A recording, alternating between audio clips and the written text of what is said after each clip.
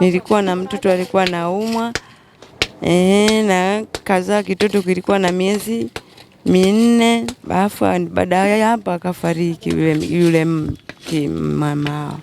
Baada ya kufariki ndio akatoka hapo, ndio nilikuwa nalea kile kitoto. Baada ya kulea kile kitoto, mtoto yule alikuwa naumwa kila time, anaumwa.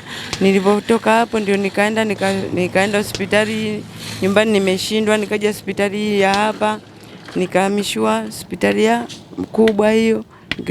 Nilipofika hospitali kubwa hiyo, ndio yule mtoto akaja babake akanipokonya malaumu kibao, nikatukanwa na nini. Jibu mtoto kwamba huyu ni Avelina Kibwana, mkazi wa Mvomero, ambaye kwa sasa anaishi hapa Mkundi, manispaa ya Morogoro.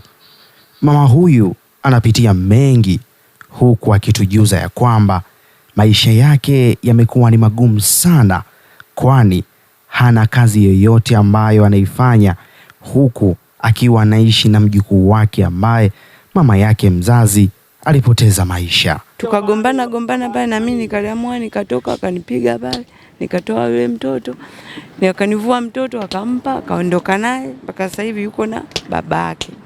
Mimi niko huku naishi huku, na mimi nina mume wangu nimemwacha huko nyumbani, maelekezano ni madogo na kila kitu.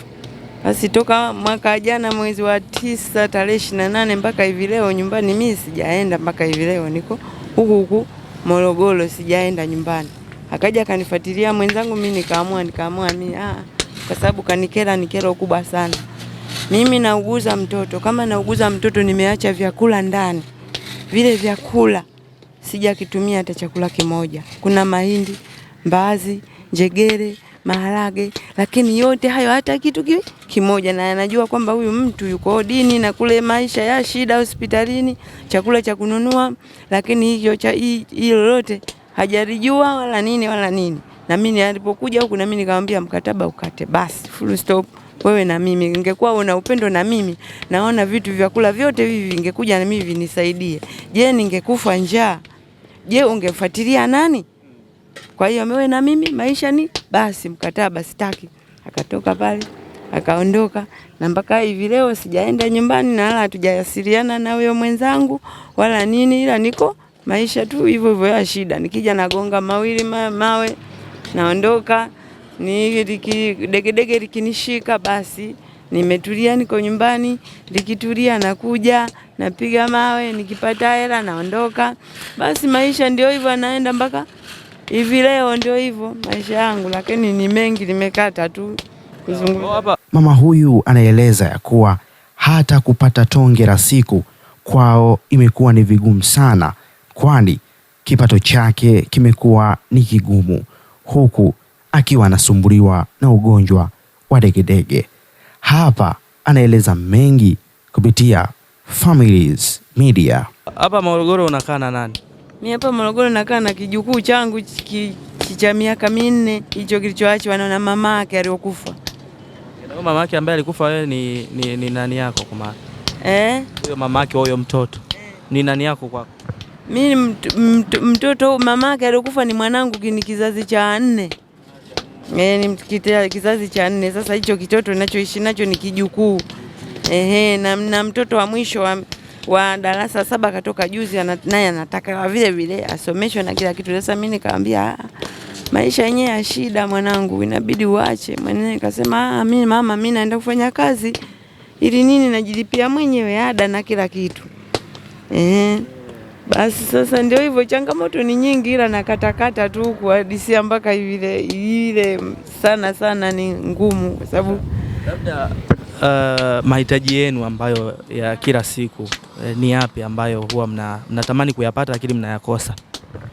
Mahitaji ni mengi. Sasa ndio hivyo, ukipata hicho kidogo ulichokipata hicho kinakusaidia hicho basi. Sasa ukisema nipate mengi au kingi, itakuwa ni kosa. Utakipata wapi? Mambo yenyewe kama hivi, asubuhi ukicha unakimbilia kwenye mawe, ukikosa basi unaondoka zako nyumbani. Degedege likilianza kunipiga na niokota hapa, narudisha nyumbani. Una changamoto ya ugonjwa wa degedege? ugonjwa wa degedege unanipiga sana. Sasa likinipata sasa ndio wananichukua wananirudisha nyumbani. Wewe ikikupata unakaa muda gani ili unarudi tena kwenye hali yako ya kawaida?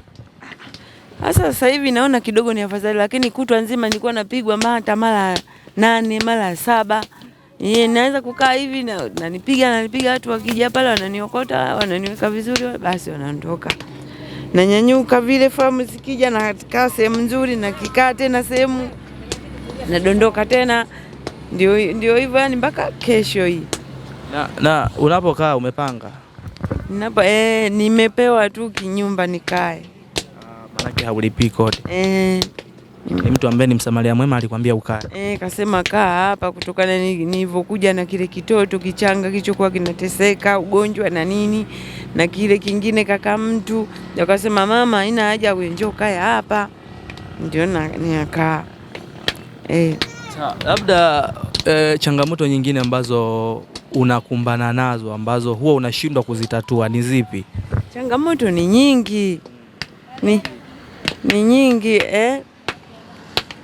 changamoto ni nyingi, yani kama hivyo mtoto huyo anayetaka kusoma shule hiyo sekondari, sina hata sentano wala nini,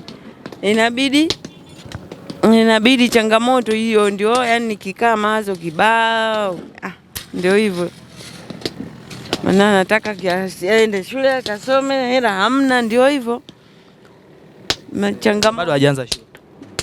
Shule inaanza tarehe 13 inavyofunguliwa ndio wataanza hiyo sekondari hiyo kidato cha kwanza. Unaweza ukawaambia sasa Watanzania kitu gani ambacho unatamani wakusaidie? Mimi kitu ninachotamani kunisaidia yani ni hicho tu, kumsomesha huyo mtoto. Lakini mambo mengineyo nitaweza kujivutavuta mwenyewe, naweza kujisaidia, ila kwa huyo kumsomesha mtoto huyo ndio hapo ndio ninapoomba msaada wanisaidie. Na babake huyo mtoto yupo?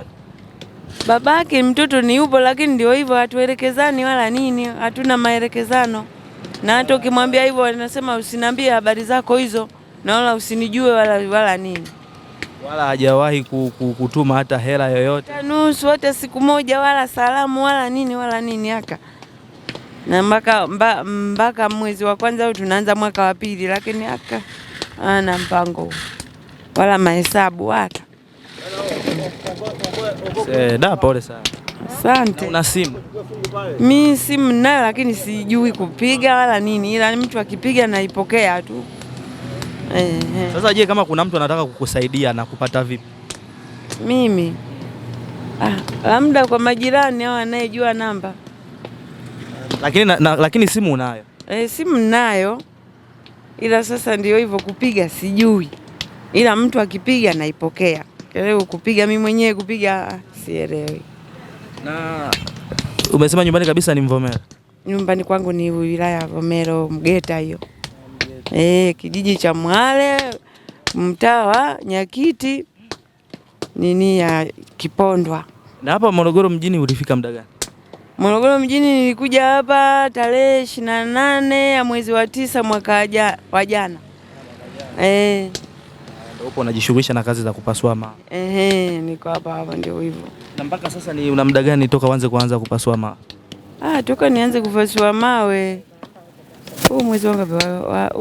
Mwezi wa 12 nimeanza, mwezi wa 10 hapa bajuzi. Kwa sababu nini?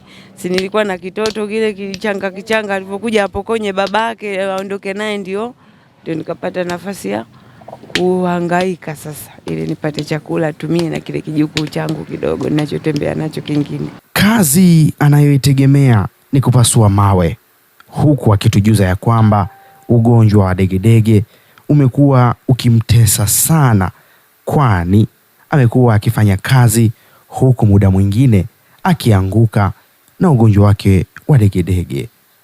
Lakini pia ametaja namna ambavyo anavyopitia ugumu katika kazi hiyo ya kupasua mawe.